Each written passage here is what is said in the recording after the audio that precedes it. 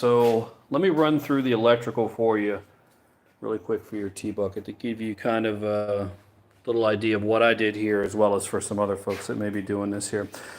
So we'll go ahead and start at the battery here. So what I did is I did the obvious, right? I did your hots and then your ground to the frame. But then what I did as well is I ran a separate ground here, and then I ran that ground up to the front. So I didn't really go much into detail on what I did here.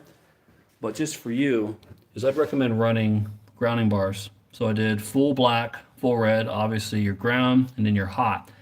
So I ran all my hot stuff off of that red bar, obviously, right? Red, hot, and then the black is the ground for everything there.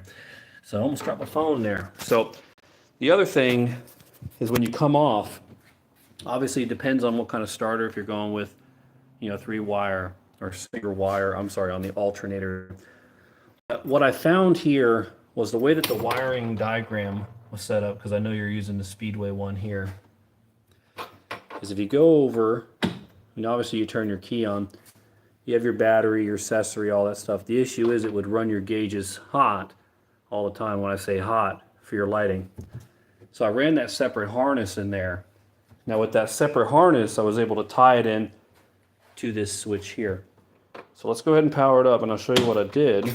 That way you got a little bit of a better idea. And we'll talk about this mess here. I had to throw some kitty litter down. I had a bit of a accident. So we're hot, all right? So the way I did my wiring, let's come right over here, turn it on, everything's hot. So we're good. In theory, you click it over, your motor will start. But I tied all the gauges into this, which is attached to the hot bar.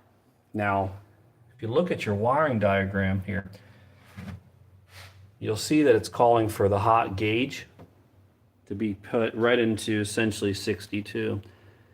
I've tried 3 of these. That's incorrect. That goes cold once you actually turn your headlights on. So I recommend tying everything right into 22 headlight dimmer there.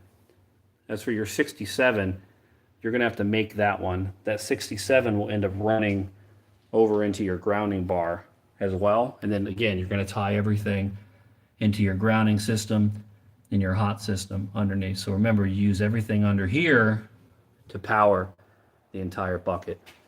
For the back, the only thing that I have running off the battery is directly to the starter. I'm not tying any of this except for that grounding setup and that hot bar setup to this battery. The way that the wiring diagram has it set up is it has you running tons and tons of different wires back and forth, which I wanted to eliminate that. So again, hot bar, grounding bar, and then for your 67 will run right into there. And then it'll be up to you on how you want to proceed with your switch here. Again, check the voltage on all of these, but I tried 3 of them, and not all of them are hot during the entire cycle period. So I have it set up now where when the halos come on, no gauge lights. So we'll run to the front, and you can see halos are on. So if we come back here, now if you run it how they have it, if you put the lights on, your gauges would turn off because that's cold there. So gauges are on, headlights are on, and then you're dim. So my recommendation again for everything, tie it right into there, and then you should be good to go. Let me know if you got any questions, man. I'll be more than happy to help you.